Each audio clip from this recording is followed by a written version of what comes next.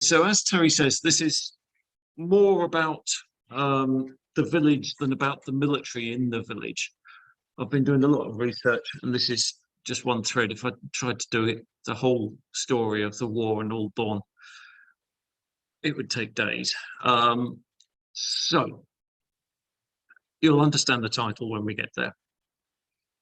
So let's see that. So these numbers are from the parish news magazine. Every so often the vicar would quote, they had a prayer list in the porch, and he would, of all soldiers who are going away. So you can see the numbers mounting. And from this, you might start to think, oh, village will be getting a little bit quiet. That's not really what happened at all, of course. But you can see the numbers mounting there through the war. Oddly, he gave up quoting the numbers by the middle of the war. So the first arrivals in the village were from the London's East End, but they moved on to Frome in Somerset fairly quickly. Then arrived children from Dagenham, who have been described as being livelier, and some of the village children were rather daunted. There was a Miss Bickham in Walled Cottage, who was a billeting officer, and she was also responsible for managing the billeting of troops as well. By the summer of 1940, the vicar was saying that the school was now very full. By November 40, there were over 200 children enrolled in the school, compared with 115 before the war. So, there's a lot of children running around. Presumably, we don't, unfortunately, really know where they were billeted, but they must be mostly taken in around the village. So the children were participating in recycling, except it wasn't called recycling in those days. It was all salvage. Miss Foster was arranging very active salvage collections, working with a Mr. Pop Morrison, and they were using the village children as porters. This is total warfare here. Everyone, this is a recurring theme. Everyone was involved in the war. But rather than it just going into some big central pot, by the end of the war, Miss Foster was able to tell the parish council there was a total of £51, 9 shillings and 10p in the bank, the credit of the salvage committee. And she was asking how it should be spent. Council suggested that some of it should be spent on a children's playground. So, yeah, worthwhile doing. Red Cross. Now, they were very busy making stuff. You can see there the list of things that they've been making. It's quite impressive. 20 pairs of boys' pajamas, 10 girls' nightgowns, 10 women's bed jackets, 6 women's nightgowns. Quite who the bed jackets were going to. I don't think it was going into the forces. I can't quite see too many of the forces really needing night jackets, but there we are. 6 pairs of tropical shorts, 6 sleeveless vests, 7 children's dressing gowns. They're busy. And you might be able to read there. This is from the newspapers, as you probably gather. A children's concert. So the children were organising a concert with the proceeds going to the Red Cross. Once again, we're getting the whole village participating. It's not like some of the more recent conflicts. But so apparently in 1940, the Red Cross took over Upper Upham House for use as a hospital.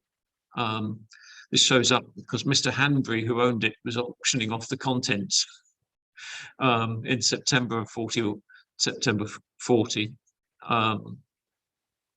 So there was a branch of the Red Cross in Aldbourne who were doing all this work.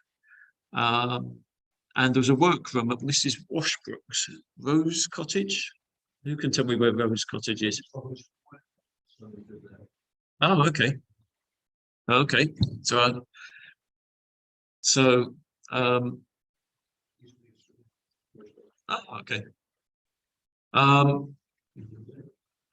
So, and there's more, May 41. Yeah. Where was the Washing Road schoolroom that was referred to there?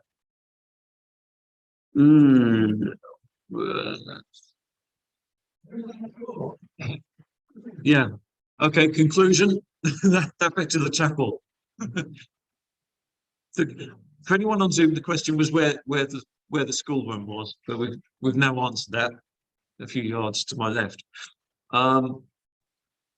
Okay, so again, May 41, we're having another concert where the children are raising even more money. The charges was only a penny and twopence. 12 shillings was realised for the Red Cross Fund. Money, of course, in those days was very different. And they carry on. So even more stuff being shipped out. 14 women's vests, 4 women's nightgowns, 11 women's bed jackets, 15 pairs men's tropical vests, 6 pairs tropical trunks, 2 pairs bed jackets, 1 dressing gown, 12 boys' pyjamas. There's a lot of clothing being put together. I presume a certain amount of it was recycling. So armlets were presented on the right-hand side to the collectors entitled to wear them, and also badges to those workers that put in over 100 hours work. So you've got a certain amount of kudos. Don't know how many people actually chose to wear their armlets and badges, but in June, there was a report that £10, 11 shillings and 6pence are being collected on Red Cross Flag Day, despite it being just after War Weapons Week. We'll come on to War Weapons Week in a minute and you'll understand why it's quite impressive to get anything after War Weapons Week. So, War Weapons Week.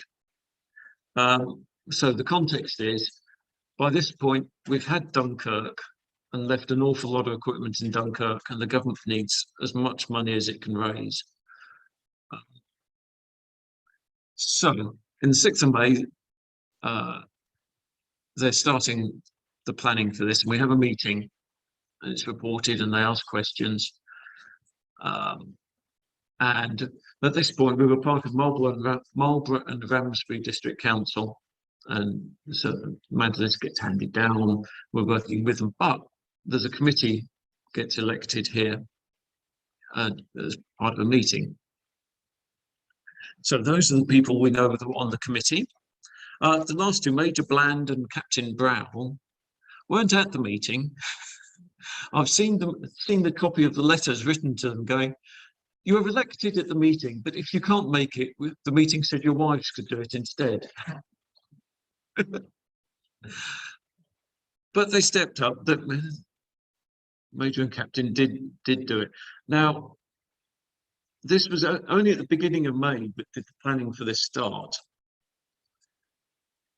So on the 24th, we've got a parade. So this is all, they're doing a very quick plan here. You know, these days we want a bit longer to plan most things. And we've got a parade. So procession around the village features troops from 7th Light Field Ambulance, 1 officer, 30 men plus vehicles, searchlight troops from the village, more of them later, a tank and a Bren gun carrier from the tank camp at Aldbournes, they would have been Canadians, apparently the cadet band from Marlborough and the Sea Scouts band, all under the command of Major Bland. And I love some of the things that they were doing. I won't go through everything they were doing. They were doing a lot of stuff. There was a thing called the guessing competition, raised £17 and 4 shillings. I haven't yet found out what they were guessing about. But a very impressive band, the parade. So Saturday night, there was now this is a page from the Parish Council correspondence record book, which you can access in Chippenham, and it's sort of like carbon paper type copy. So obviously the clerk wrote it out, and this was the undercopy. But we actually get to see that he was writing to the 7th Light Field Ambulance saying, can we have your dance band for Saturday night? Which they provided, which is very good of them, because it was only about a day or two later that they were moving out somewhere else. This probably relates to medics quite often were also bandsmen as well, so I imagine they must have brought some of their instruments with them. Now, on to the lemon. How much for a lemon? Shall we try and have a little auction here? Let's start at £50 for a lemon. Remember, this is 1941, so it's possibly almost 2 years since you've seen a lemon. None in your gin and tonic, no lemon drizzle cake, no Sussex pudding. So, 50? Yeah. Hi. Sorry? Oh, we're going to stick to pounds here. This is £50 to start with. Who thinks higher? Come on.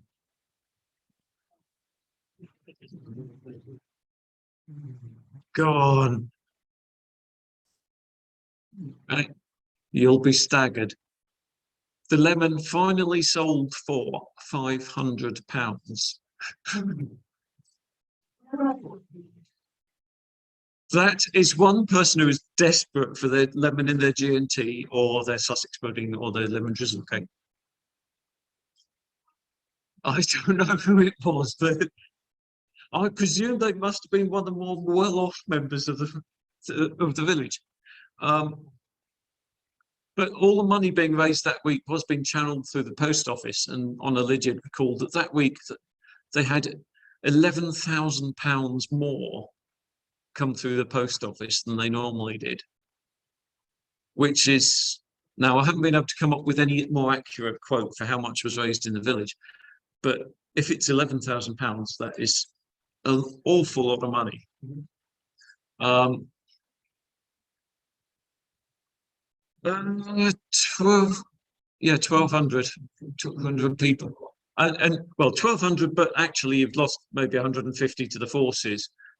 And okay, yes, you've got some of the forces here, but whether they'd have been putting money in to War Weapons Week, I don't know. But yes, it's still an astounding amount of money. Apparently, she was responsible for the cash until it could be dispatched. Didn't have a safe at this point.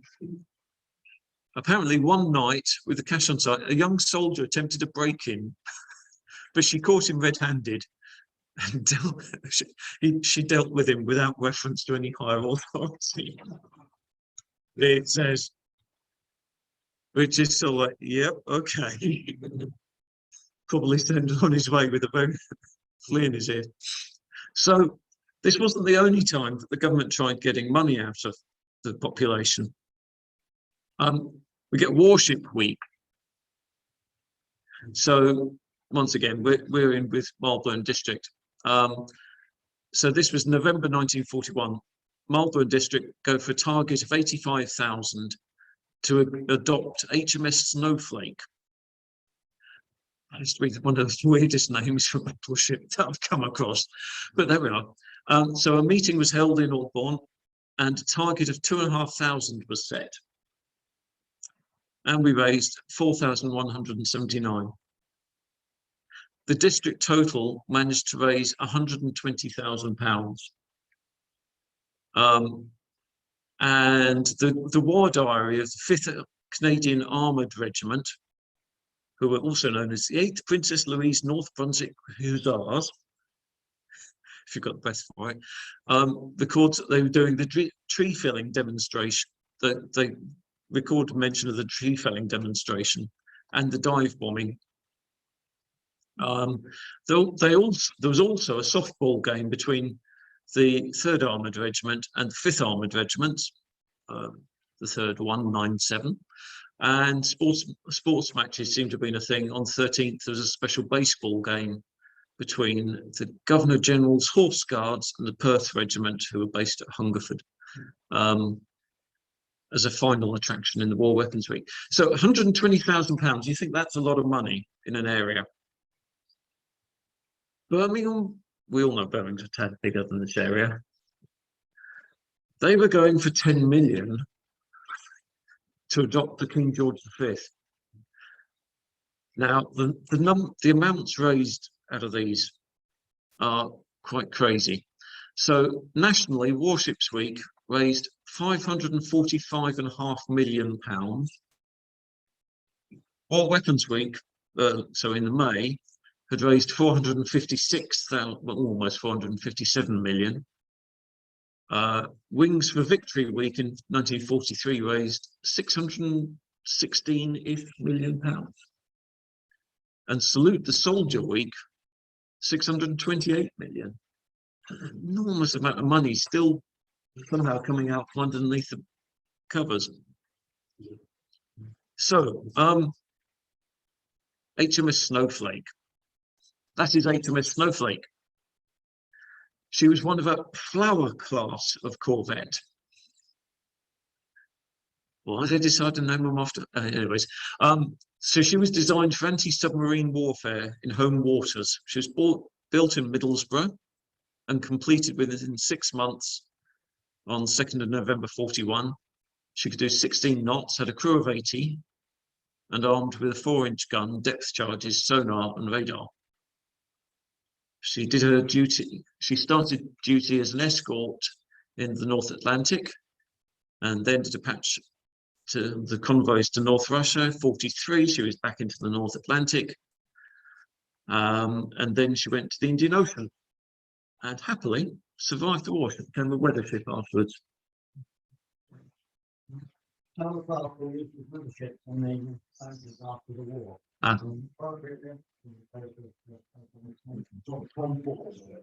Okay. So Alan was saying a number of the Flower class ships were used as weather ships. I don't know why that suited them. Maybe they were just because they were a bit dinkier and you didn't need a huge ship to be a weather ship, maybe. Yes, they did. But, yeah. Yeah.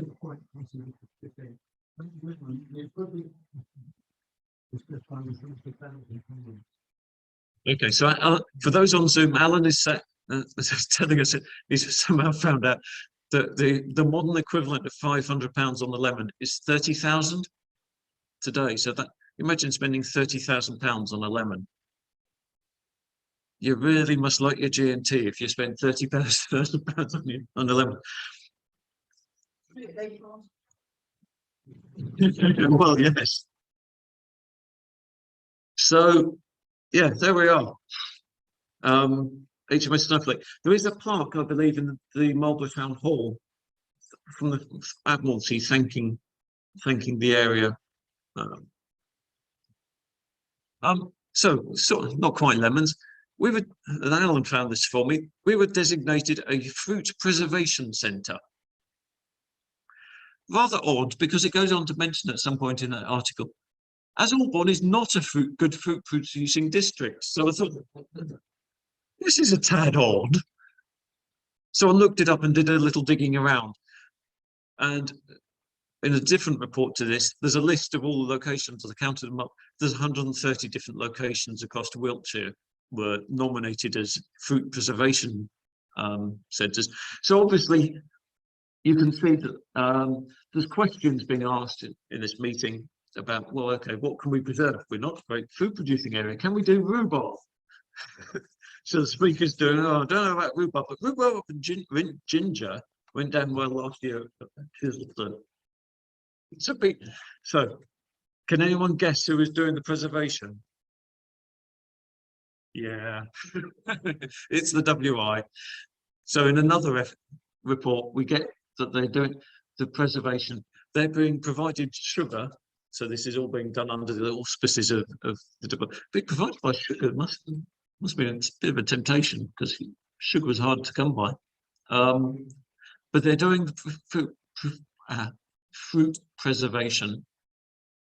Now, what's a little bit unusual if you read all of this article, second side, it was decided to adopt the men on the trawler Sea Lion in charge of Lieutenant Robinson, a nephew of Miss Foster.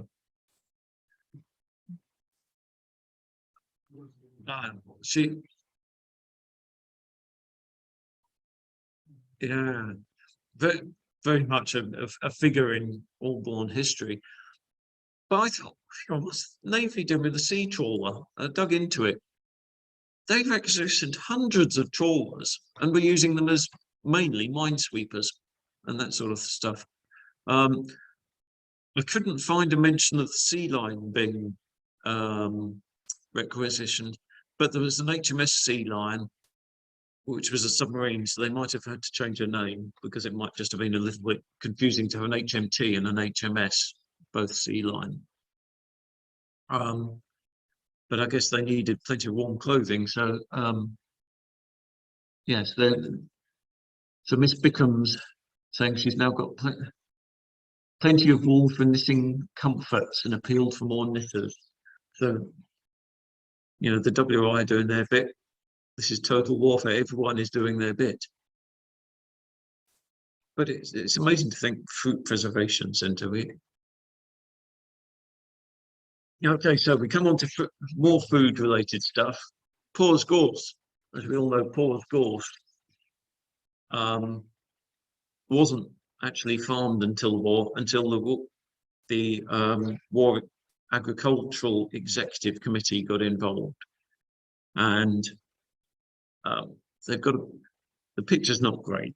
Pictures don't tend to come out of the newspaper archive too well. We've got a picture above, which is, we'll take their word for it, Paws Gorse, and then nice cultivated field on the other side. So apparently it's described as being a wilderness of gorse and fern reaching shoulder high, thickly studded with scrub oak, blackthorn, clumps of elder, here and there festooned with honeysuckle. Took the Pioneer Corps about 3 weeks to clear it, using 5-ton tractors pulling chains, having towering bonfires burning all day long, sending up great column of smoke. Tony Bryn said, the cultivated area was cleared and land ploughed. First crop was potatoes, known for being good at suppressing the weeds. And much of the work was carried out by the prisoners of war from the POW camp just the other side of Baden. That's the Lodge Farm camp, which at that time was holding Italians. And that, if you know the first turn to Lambourne, coming from the village, so you go through Baden, you take the first turn to Lambourne, it's in the sort of inside corner of that turn, Lodge Farm. It's all gone now. But now, firefighters. I haven't put this newspaper up. Forgive me, I'm going to read through this because I read this and some of it is just frankly amazing. So in April of 41, we had a firefighting display. So it reads, on Saturday evening on the village green, a display for firefighting was organised under the supervision of the Chief ARP Warden, Major A.L. Ingpen, the Voluntary Fire Brigade, the AFS and ARP Wardens took part. First display was given by the Women of South Street contingent, Mrs. W. Barnes, Mrs. Barrett, Mrs. Eatwell. This showed that an outbreak of fire could be tackled by women, given proper apparatus, the stirrup pump, bags of sand and buckets of water. Several essentials in tackling the fire were demonstrated, and attention called to them through the megaphone by Major Ingpen. Getting a picture of this is fun. Who explained that as some incendiary bombs are explosive, it's necessary to protect the face when approaching the fire. Fair enough. Bundles of straw were well alight in 4 corners of space representing a room, and a box of flaming tar in the centre was supposed to be an incendiary bomb. Mrs. Eatwell, covering her face with a sack, keeping well down on the ground, another essential, smothered the incendiary with sandbags and then tackled the 4 fires with a stirrup pump. Mrs. Barnes and Mrs. Barrett supplying the water and power. Major Ingpen called attention to the use of something, unfortunately it's illegible, which is really, on the subsidiary fires and the use of spray on the supposed incendiary bomb. Next, 3 upper standard schoolboys under the age of 14 gave a similar performance.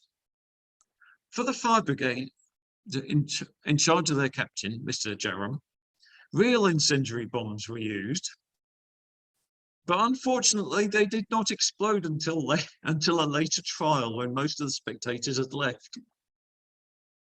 By placing several in a hot fire, they were induced to explode. And it was seen how flying sparks could easily cover a large room. A member of the brigade carrying a homemade wooden shield with a slit to see through and a handle by which to carry it in front of the face. Fierce fires were quickly extinguished with nothing more than a stirrup pump and sandbags. The demonstration was most effective, and thanks are due to all who took part and to the organisers who gave much thought to the preparation of the display. Health and safety in those days was a different world. The very thought of all the bombs not exploding, let's stick it in the fire. Bless them. Okay, so the green must have been taking a right pounding by this point. So now we get to the parish council, and we will touch on the really famous bit in a minute. January 1941, this is more the parish council letters. They're writing to the Home Guard to ask if the sand barricade in the square is really needed, as it's causing great inconvenience to the villagers. We don't have the letter that came back, unfortunately. I don't know whether it's a pile of sandbags in a zigzag or something, but if it was interrupting the traffic, it must have been a right nuisance. So yes, now we come on to the famous bit, the council and vehicles. So this is a copy of their letter about the vehicles on the green, but there's much more they got vexed by. They did get vexed. So January 41, they wrote to the divisional surveyor asking for the road to the rear of Captain Powell's stables to be cleaned, as military vehicles had left it in a very dirty state. Then in April, they followed it up with complaints about very dangerous holes around the village. In July, the grass verge in front of the council houses on South Street, so this must be roughly speaking where Claridge Close is now. These were covered in high weeds, which hid deep holes caused by the vehicles going in and out of the military camp, which has just been built. Multiple letters followed. Eventually in 43, so 2 years later, they were able to thank the district surveyor for completing the work to fill the holes. So March 42, we've got the 34th Army Tank Brigade, Royal Army Service Corps here. And they're writing, asking that the parking on the village green be minimised. Some hope. In November, they wrote to the Rural District Council saying that they expected compensation for the damage done. In March 43, a claim went to the district claims officer, where they said the damage had been done by 6 tank transporters. So 6 tank transporters must have pretty much filled the green. That month, they met an officer from the claims department, and this can't have been good news. He said that it was quite likely it would happen again. So in the meantime, they'd acknowledged liability, but they thought they'd delay the payout. Council must be getting spare. And they were right. Yes, of course, the Americans partnered the tail on the green as well. The council didn't forget. In July 45, they sent a letter requesting a compensation, and they eventually got £20 to repair the green. April of 43, they submitted a claim for the damage to West Street pump, for which they received £5. Now, we all know how, even now, the pumps get clouted regularly.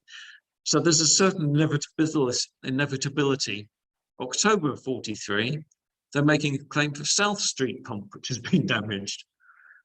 And another one of the pumps in March 45. So the pump seems to take a bit of a pounding. That's better than Aldbournes, where the tanks were the tank camp down at Aldbournes. And to get to the tank camp, they had to go through the village and over a narrow bridge. Fairly quickly, that lost both its parapets and had to be completely rebuilt. So maybe we got away with it. One of the areas that shouldn't have suffered too much from the military is the butts. Apparently a sign had been erected prohibiting military traffic from going through it, although in 44 they did have to move it closer to the entrance. Why you wouldn't have it at the entrance, heaven alone knows. So Requisition. So this is relating to the camp. So we've got the documentation relating to the old rectory and the requisitions. So this yet more history of the old rectory. I worried because Alan and I did not converse much about what our talks are going to do. And I'd written this a while back, and I was sort of fretting whether I was going to start removing slides. But no, thankfully we didn't double up.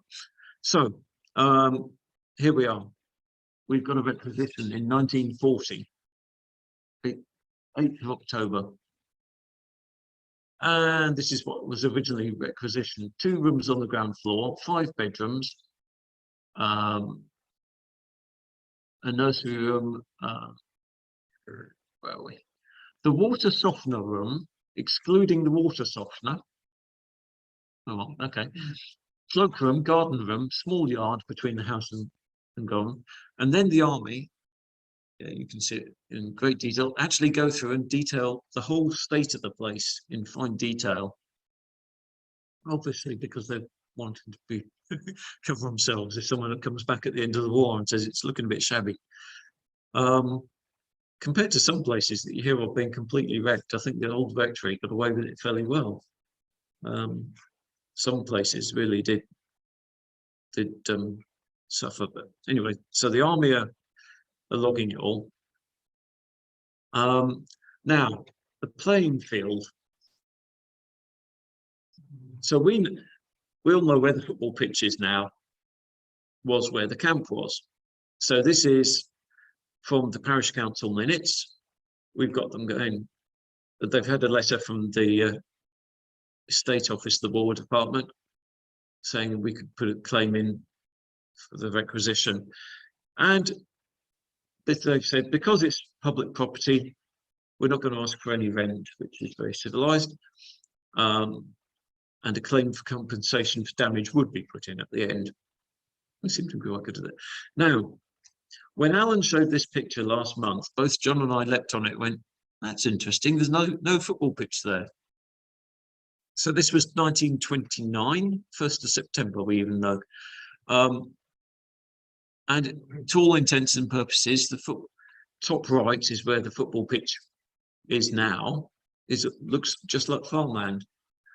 And I've read through all of the parish council minutes from about, when was it, 1914 onwards, trying to find a reference to when it became a football pitch.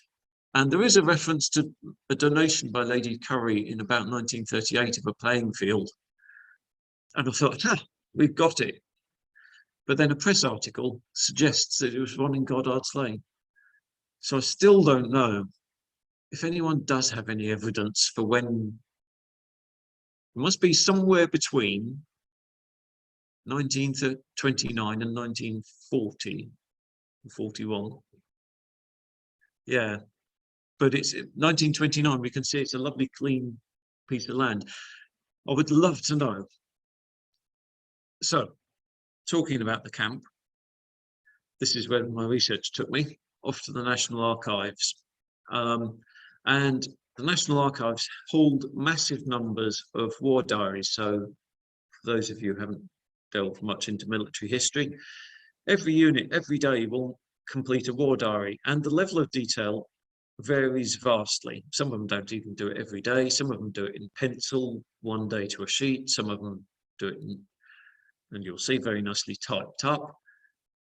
Some say exercises as usual, which is very boring. Thankfully, the field ambulance people, First Light Field Ambulance, are very informative. So they arrive, you can, down the left-hand side, you've got their location.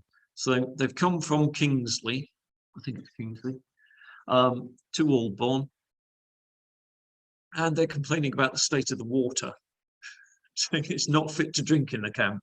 They're having to use trailers instead. In the dig, we did find a piece of lead, and it took me a little while to work out what it was. I think it's a section of lead pipe. So, you know, I would imagine many people here will be aware that, you know, we used to use lead for pipes. It was only being phased out as well, in the area I grew up in about 1970. So yes, it was even less fit to drink than they really realised. They're clearing away builders' rubble, and they're starting to garden between the huts. And although it doesn't say vegetables, I think we can take it that they're growing vegetables, or maybe fruit. They're certainly not bothering with flowers, I would imagine. And this seems to be quite a thing. They really are sort of picking up on growing veg. And we've got the football pitch used by the previous unit has been turned over for cultivation.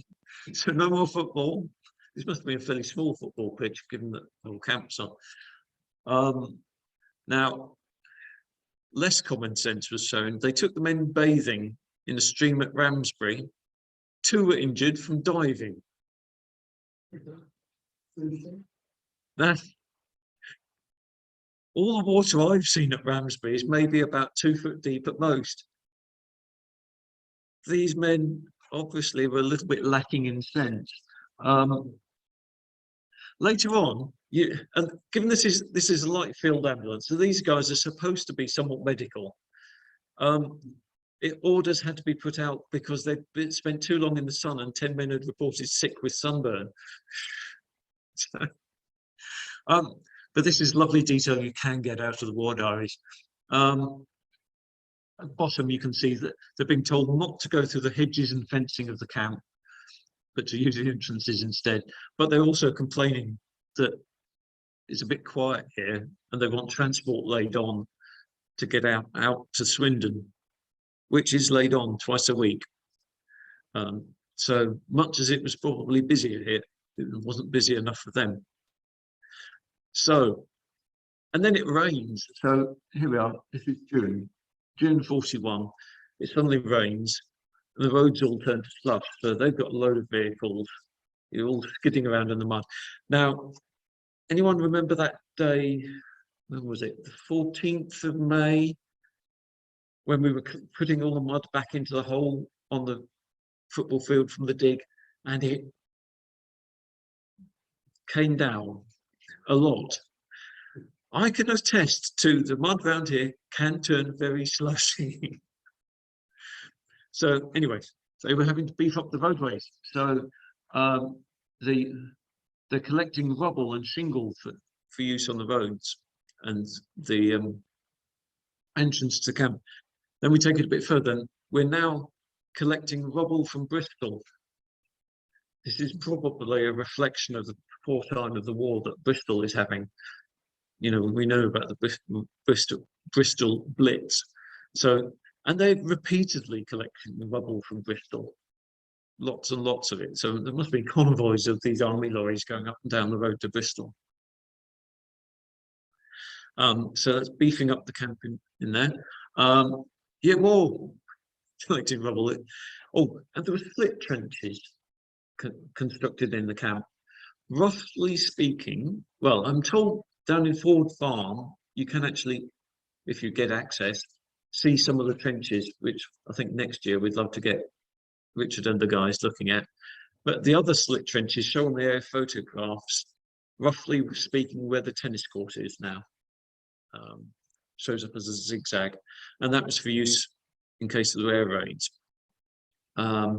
So after the ambulances, we had the Canadian Royal Army Service Corps, and then the 34th Army Tank Brigade turn up, and this is the RASC company attached to them.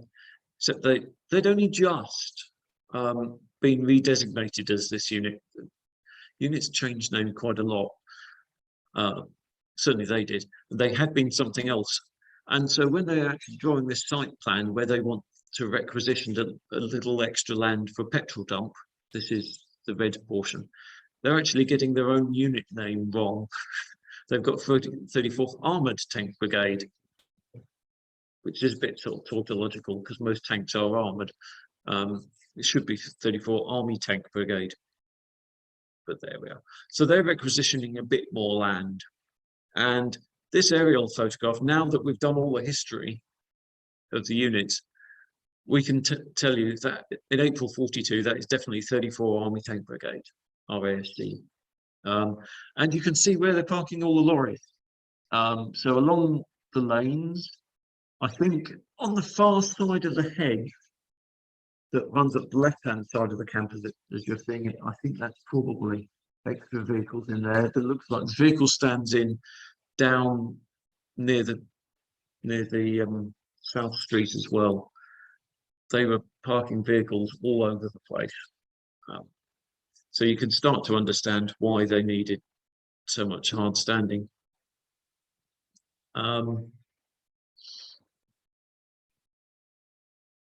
So yeah, then they decide to requisition even more, and we get the 20 Army Tank Brigade Company, and eventually that's what it looks like after all the requisitions are done. But this is in 1946, so the army have gone by this point.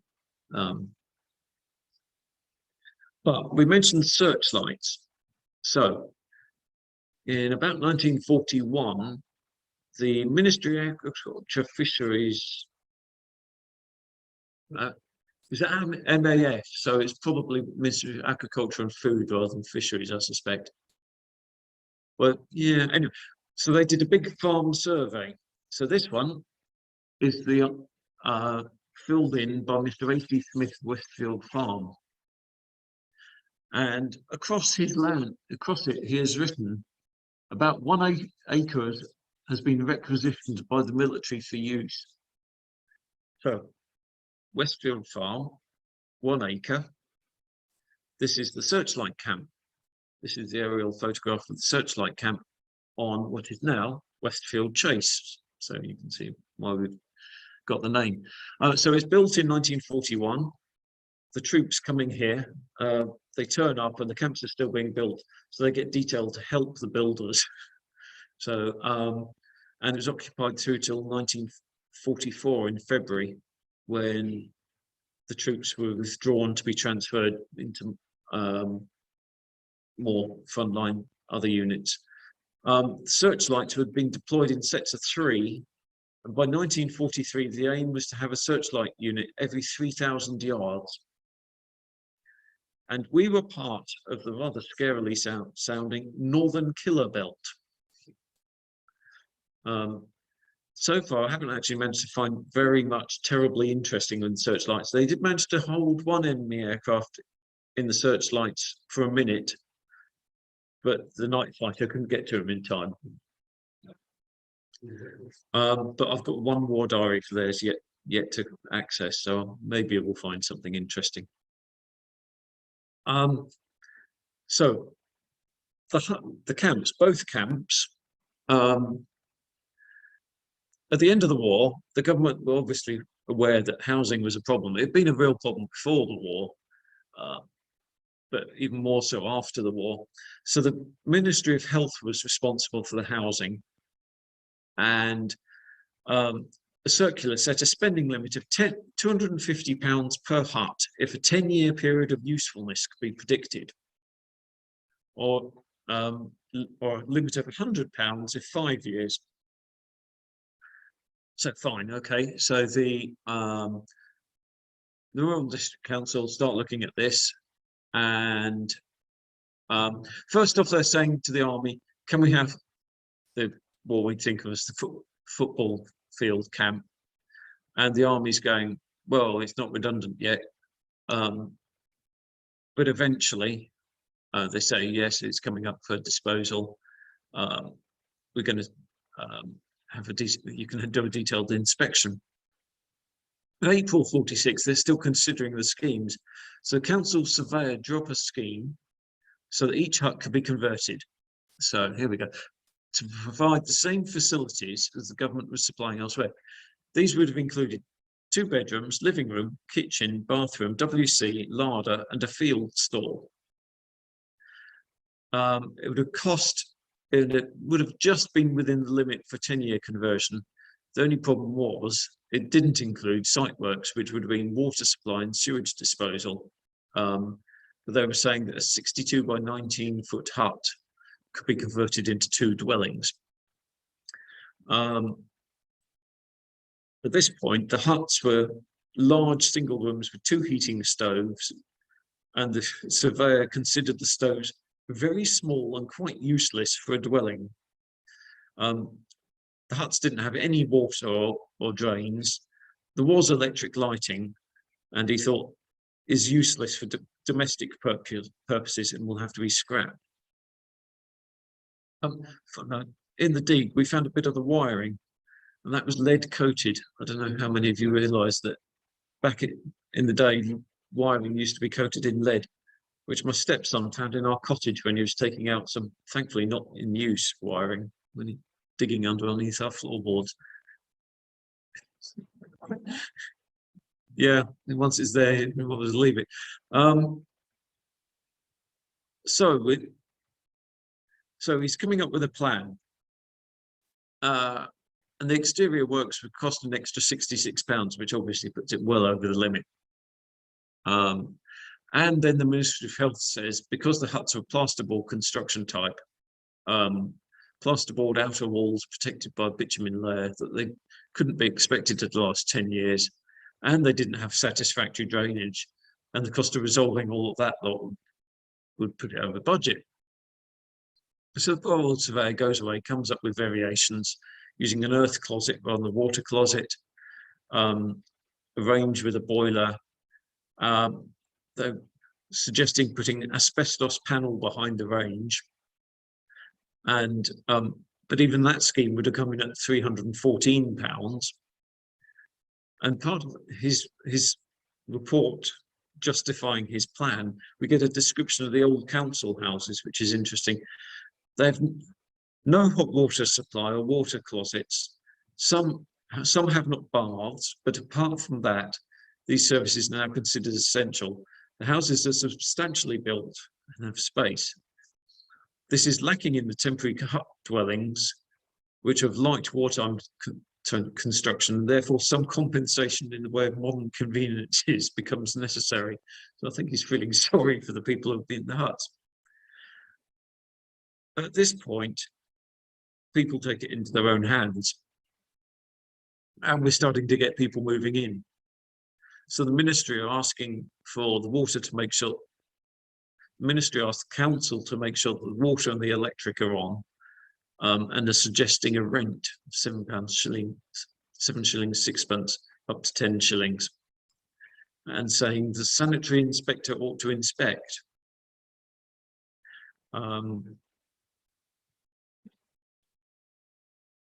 And then we get, and there's been various reports, the files for these are down in Chippenham. We can tell you exactly who was where and when they moved in. The fire inspection report includes, in many instances, loose wire and unorthodox connections were observed. In general, it can be said that there was a serious disregard of the safety factors governing electrical installations. It was quite common to find 1, 2, and even 3 bar electric fires connected to the lights by a flex of very poor quality. We're a soft lot, we really are. These people were, it was rough living in these buildings. And thanks to Terry passing it on, we do now have a picture of one of the huts. This was the Aldbournes, which they were occupying. Castle Street Searchlight Camp, we get who was living there as well. 17th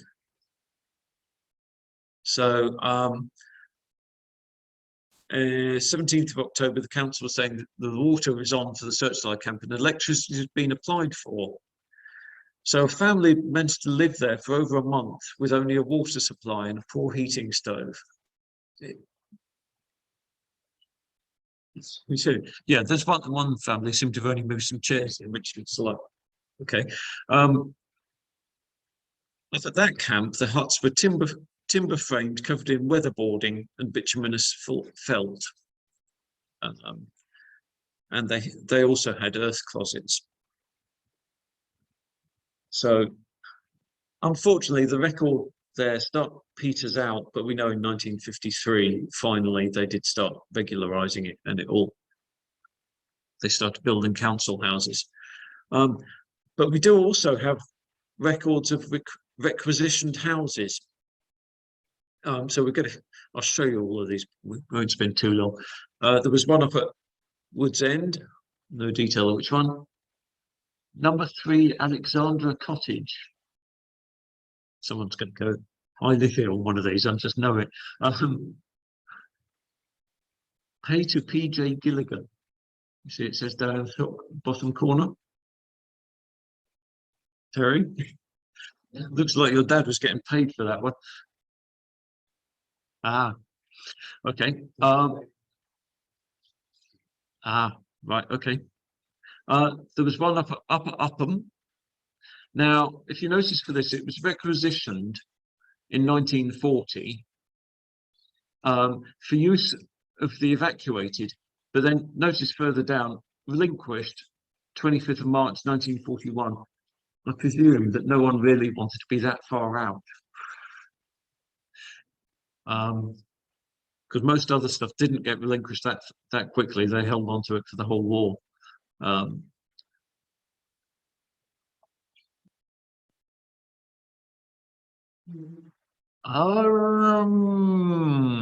Amount chargeable to refugees. What's it mean? I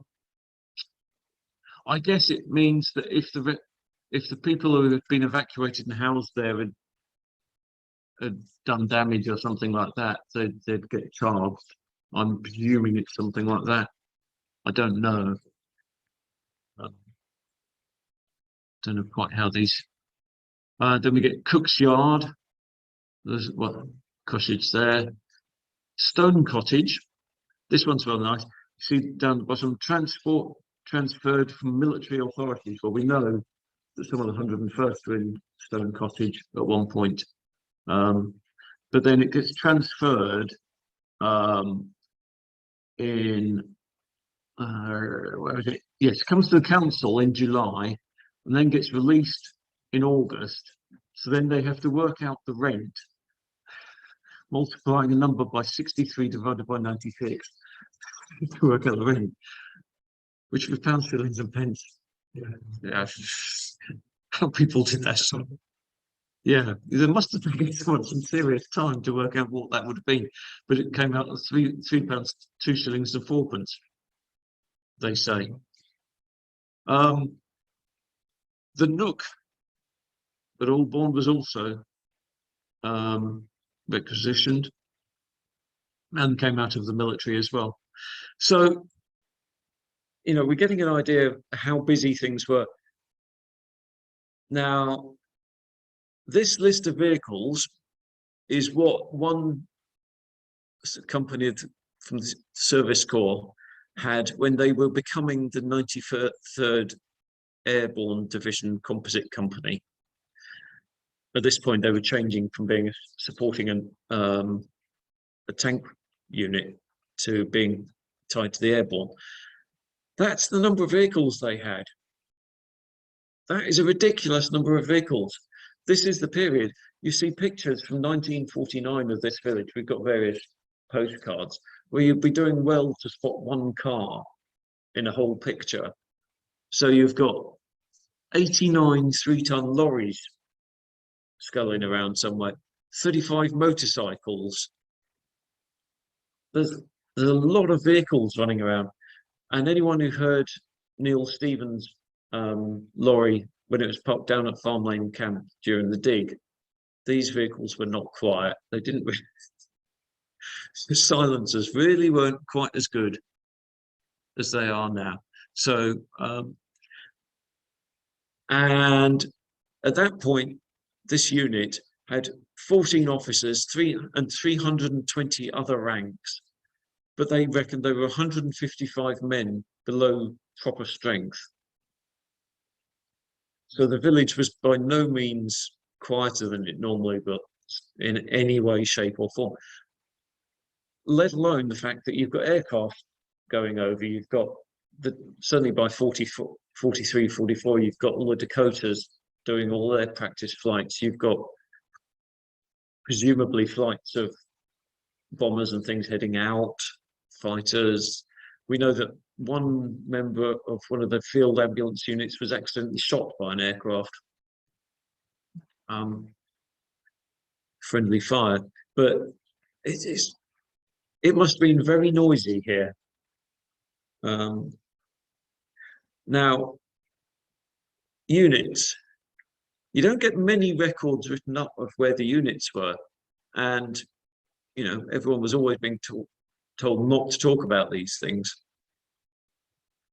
The Canadians, one of their units recorded, 2 of them were in Swindon, and a man kept on asking them about their unit.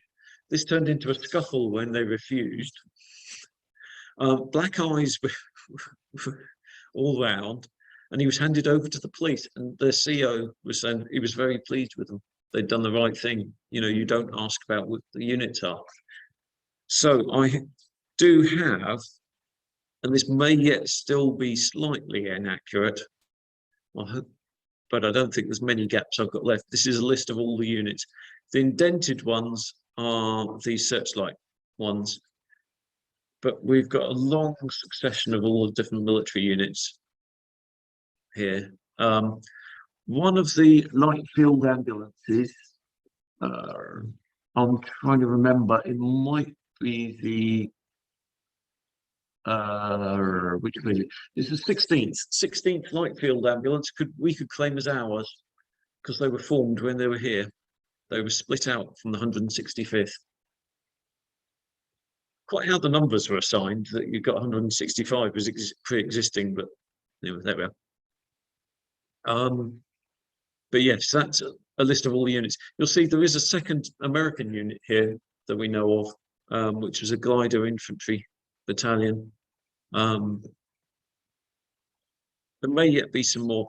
We know about the Ordnance Beach Detachment from an item that John found a while back, purchased off eBay, which is a program for an entertainment they put on in the Memorial Hall in May, I think it was, May 45. Unfortunately, by that time, they all seem to have stopped writing war diaries, so I can't establish which one it was. I've looked at every one that was plausible, and there's none of them. But it's a marvelous document. You get one of the corporals doing a ballet and other entertainments. Channel Islands after the Channel Islands were liberated, and they went out there to clear the beaches of mines and Portlands. Yeah. The Germans were left behind. Yeah. So John, if anyone's on Zoom, John's saying that they went to the Channel Islands to do clearance there. Unfortunately, we still don't have a diary for that, because by the end of the war, at least victory in Europe, I think they'd gone, yeah, we don't need to anymore. It is a shame. And I think I'll finish on, there are 2 civilian deaths. We didn't, the closest I believe that bombs fell to Aldbournes was they almost got East Lees. There was a stick of bombs dropped lining up on East Lees. Whether at the time they knew that, his name escapes me, Hugh Dalton. Well, Wesley's, in my brain. Wesley's. Hugh Dalton, I don't know if you realise, he was the political head of the SOE for a while. A Special Operations Executive. That was Churchill's little baby, given the task of setting Europe ablaze. So they were the ones trying all sorts of different, setting up terrorists basically around Europe.